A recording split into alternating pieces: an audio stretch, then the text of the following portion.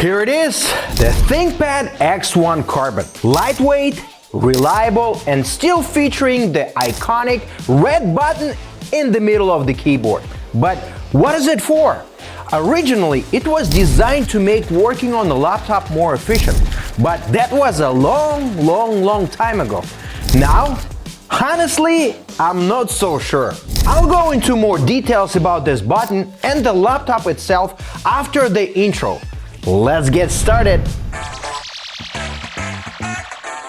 At first glance, it's a classic ThinkPad.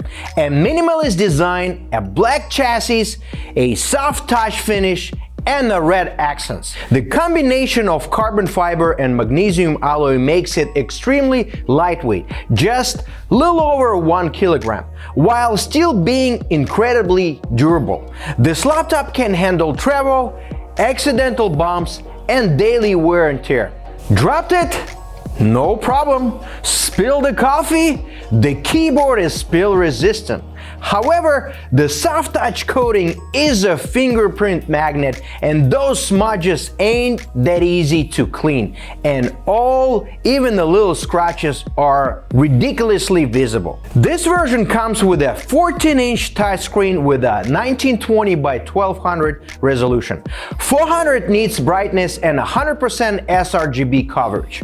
More than enough for office work and web browsing. The touchscreen is convenient, but the real question is, how often will you actually use it on this laptop? Since integrated GPU isn't meant for demanding graphics tasks, you won't be using the screen for heavy design work.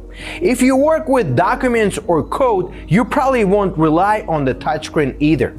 And if you scroll through massive spreadsheets, it's easier to use a touchpad, especially since you also have a Trackpoint. So I'm not convinced that the touchscreen is a must-have feature here, and also it does drain battery faster. Trackpoint.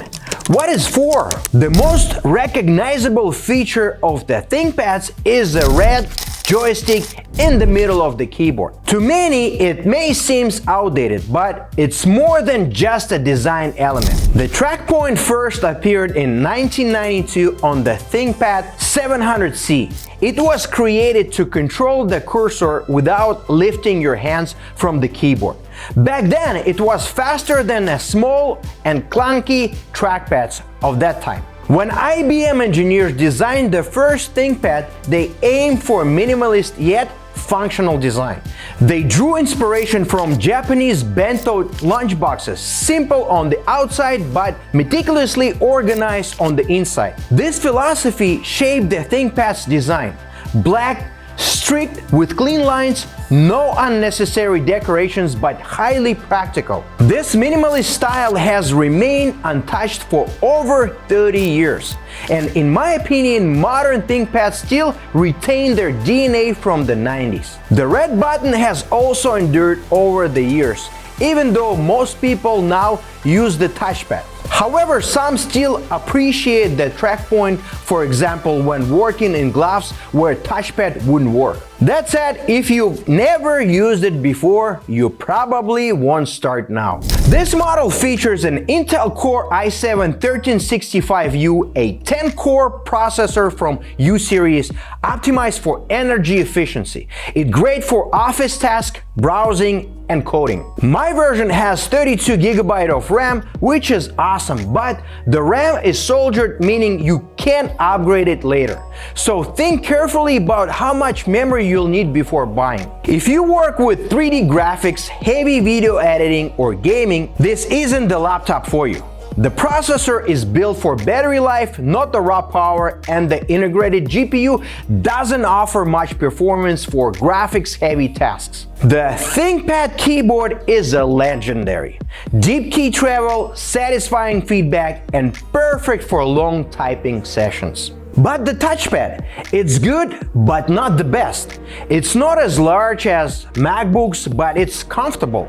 The issue is that Lenovo still uses plastic instead of glass, making it feel less smooth than competitors. On the plus side, physical buttons are still there. Now let's talk about ports and connectivity. 2 Thunderbolt 4 USB-C, 2 USB-A 3.2 Gen 1, HDMI 2.1, 3.5mm audio jack. Some versions also have a SIM card slot for mobile internet. But is this necessary? Most people can just use their phone as a hotspot instead of paying for an extra SIM card. However, there is no SD card reader, which could be a drawback for some users. The 57-watt battery lasts about 8 to 10 hours of office work. It charges via USB-C and supports rapid charge. With included 65-watt adapter, it can get up to 80% charge in just 1 hour. The speakers are good, not perfect, but solid. I like them because they aren't located underneath the laptop, meaning there is no sound distortion from reflections. The audio is clear and immersive.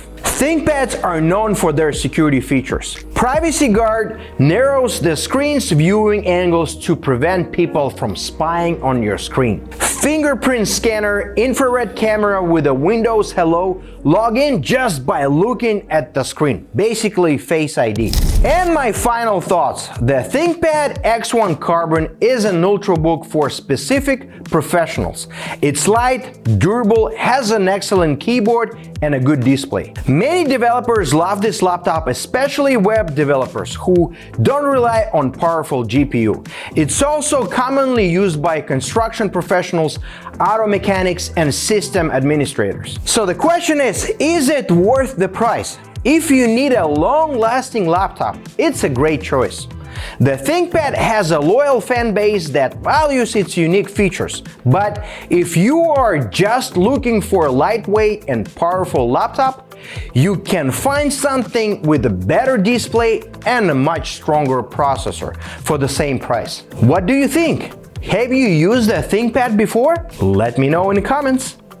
And as always, let's take this baby apart to see what we can repair, upgrade, or replace, so stay tuned. Let's go! As always, we'll begin by removing the bottom case. First, carefully unscrew the 5 Phillips screws using a standard Phillips micro screwdriver. Before proceeding, ensure the laptop is completely powered off by pressing and holding the power button. To remove the bottom case, I'll be using a small suction cup to gently lift it. Starting from any rear corner is crucial, as the front side has mounting clips that can be damaged if pulled incorrectly. Once I lift one corner with a suction cup, the process becomes straightforward. I prefer using my fingers to carefully gauge the pressure while removing the case. Now, with the bottom case removed, we'll get a clear view of the laptop's internal components. The battery is directly mounted without a separate cable connection. To replace it, remove 6 Phillips screws and carefully lift the battery out. Beneath it, there is a clear plastic keyboard protection layer designed to prevent spills from reaching the motherboard. The SSD is easily upgradable or replaceable by removing 2 screws. However, the RAM is soldered directly to the motherboard, so always verify the RAM specifications before purchasing a laptop. Otherwise, you won't be able to expand it. The Wi-Fi module is also soldered to the motherboard, making repairs costly if it fails.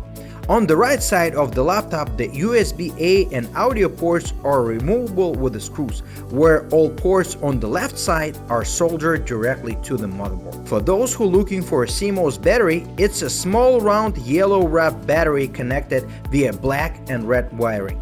If you plan to remove or replace the cooling fan and heatsink, be sure to reapply thermal paste to prevent overheating.